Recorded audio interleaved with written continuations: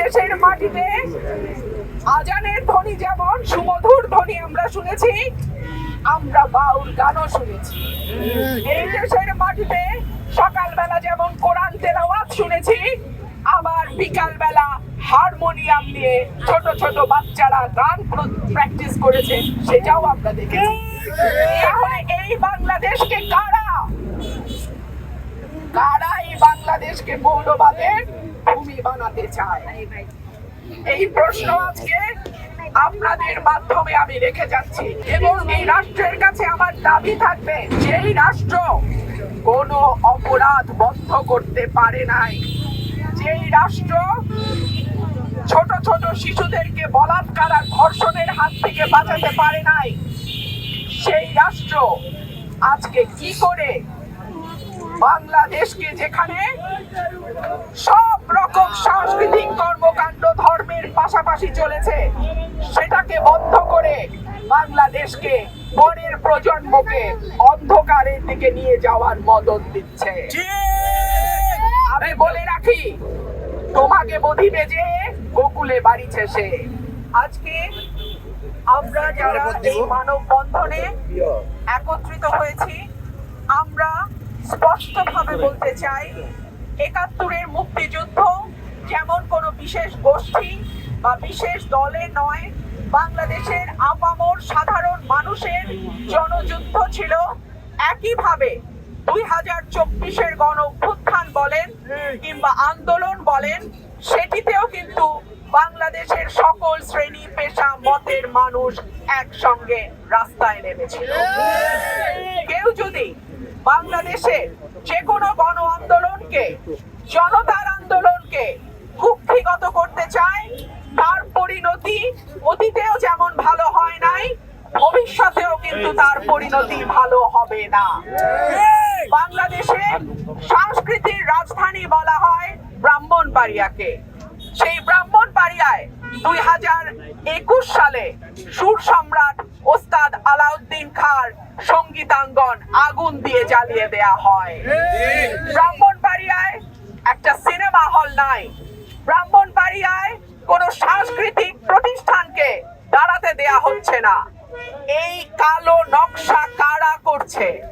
যারা বাংলাদেশকে পেছনের দিকে নিয়ে যেতে চায়, যারা বাংলাদেশকে অন্ধকারে নিয়ে যেতে চায়, যারা বাংলাদেশকে একটা মৌলবাদী রাষ্ট্র হিসেবে বিশ্বের কাছে পরিচিত করতে চায়, তারাই বাংলাদেশের এই সংস্কৃতির রাজধানী ব্রাহ্মণবাড়িয়াতে একটা সিনেমা, যেটা একেবারেই পরিবারের সকলকে নিয়ে দেখবার মতন একটি সিনেমা, বনলতা এক্সপ্রেস, তার প্রদর্শনী বন্ধ করে দিয়েছে। গতকালকে আমি এই সিনেমাটি দেখেছি। এই সিনেমাটি চমৎকার একটা সিনেমা, যেটা পরিবারের শিশু, কিশোর, বৃদ্ধ সকলেই একসঙ্গে বসে দেখতে পারে। সেই সিনেমাটি কেন বন্ধ করে দেয়া হলো?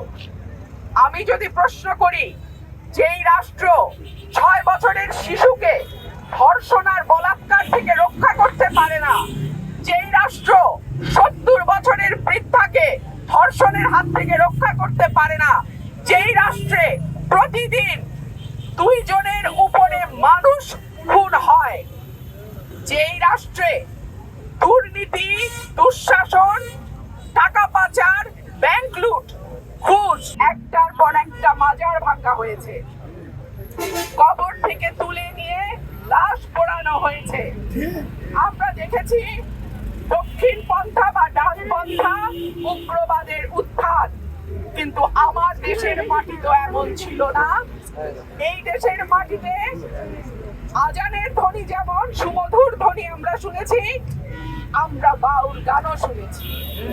এই দেশের মাটিতে সকালবেলা যেমন কোরআন তেলাওয়াত শুনেছি, আবার বিকাল বেলা হারমোনিয়াম নিয়ে ছোট ছোট বাচ্চারা গান প্র্যাকটিস করেছে, সেটাও আমরা দেখেছি। তাহলে এই বাংলাদেশকে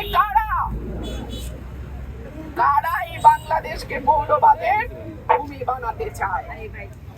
এই প্রশ্ন আজকে আপনাদের মাধ্যমে আমি রেখে যাচ্ছি, এবং এই রাষ্ট্রের কাছে আমার দাবি থাকবে, যেই রাষ্ট্র কোনো অপরাধ বন্ধ করতে পারে নাই, যেই রাষ্ট্র ছোট ছোট শিশুদেরকে বলাৎকার আর ধর্ষণের হাত থেকে বাঁচাতে পারে নাই, সেই রাষ্ট্র আজকে কি করে বাংলাদেশকে, যেখানে সব রকম সাংস্কৃতিক কর্মকাণ্ড ধর্মের পাশাপাশি চলেছে, সেটাকে বন্ধ করে বাংলাদেশকে, পরের প্রজন্মকে অন্ধকারের দিকে নিয়ে যাওয়ার মদত দিচ্ছে। আমি বলে রাখি, তোমাকে বধিবে যে গোকুলে বাড়িছে সে। যাদেরকে আপনারা আজকে আশ্রয় প্রশ্রয় দিচ্ছেন, আপনাদের মদদে যারা আজকে গান বাজনা সাংস্কৃতিক কর্মকাণ্ড সব কিছুর উপরে শক্তভাবে প্রতিরোধ করে তোলার সাহস পাচ্ছে, একদিন তাদের হাতেই কিন্তু আপনারা পরাজিত হবেন। আমি আশা রাখবো শুভ বুদ্ধির উদয় হবে, সামনের প্রজন্মকে আমরা যেন সাংস্কৃতিক কর্মকাণ্ড থেকে দূরে না রাখি। মানুষ এবং সৃষ্টিকুলের অন্য প্রাণীদের মধ্যে পার্থক্য হলো মানুষ চিন্তা করতে পারে, মানুষের সৃজনশীলতা আছে, মানুষ গান কবিতা লিখতে পারে, ভালোবাসে, তাদের মননশীল উৎকর্ষতা তারা তৈরি করতে পারে। এই রকম রাষ্ট্র আমরা আশা করি না যেই রাষ্ট্র মানুষকে পেছনের দিকে নিয়ে যাবে।